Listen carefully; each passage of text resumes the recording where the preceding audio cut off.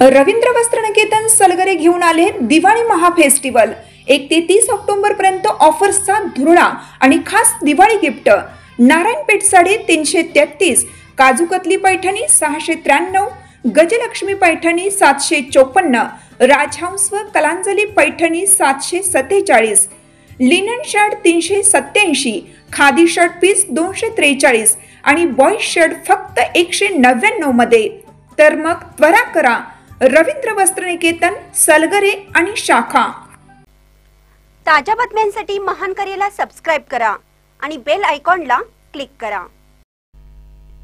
माजी सभापती ऋतुजा खांडेकर शिवसेना शिंदे गटात, उपमुख्यमंत्री शिंदे व पालकमंत्री सामंत यांच्या उपस्थितीत रत्नागिरीत पक्षप्रवेश। चिपळूण तालुक्यातील उमरोली जिल्हा परिषद गटात आतापासूनच राजकीय उलटापालट सुरू झाली आहे। रामपूर जिल्हा परिषद गटातील माजी सदस्य व माजी महिला बालकल्याण सभापती ऋतुजा रुपेश खांडेकर यांनी शिवसेना शिंदे गटात प्रवेश केला। त्यांच्या समवेत योगेश खांडेकर व अन्य 50 कार्यकर्त्यांनी हाती धनुष्य घेऊन रत्नागिरी येथील कार्यक्रमात उपमुख्यमंत्री एकनाथ शिंदे, पालकमंत्री उदय सामंत यांच्या उपस्थितीत पक्ष प्रवेश केला। या मान्यवरांनी त्यांचे सन्मानपूर्वक स्वागत केलं। जिल्हा परिषद व पंचायत समितीचे आरक्षण जाहीर होताच उमरोली गटात राजकीय वारे वाहण्यास सुरुवात झाली आहे। खांडेकर कुटुंबीय शिंदे गटात प्रवेश करणार असल्याची चर्चा यापूर्वी सुरू होती। ऋतुजा खांडेकर यांचे दीर योगेश खांडेकर यांचा रामपूर विभागात चांगला जनसंपर्क आहे।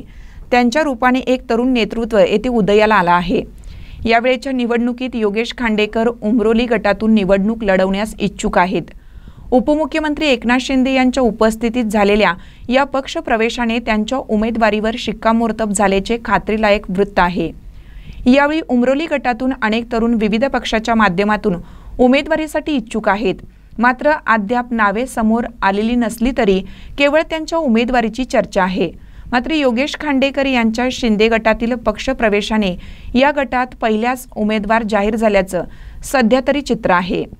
महानकर न्यूजसाठी विनोद चव्हाण, गुहागर।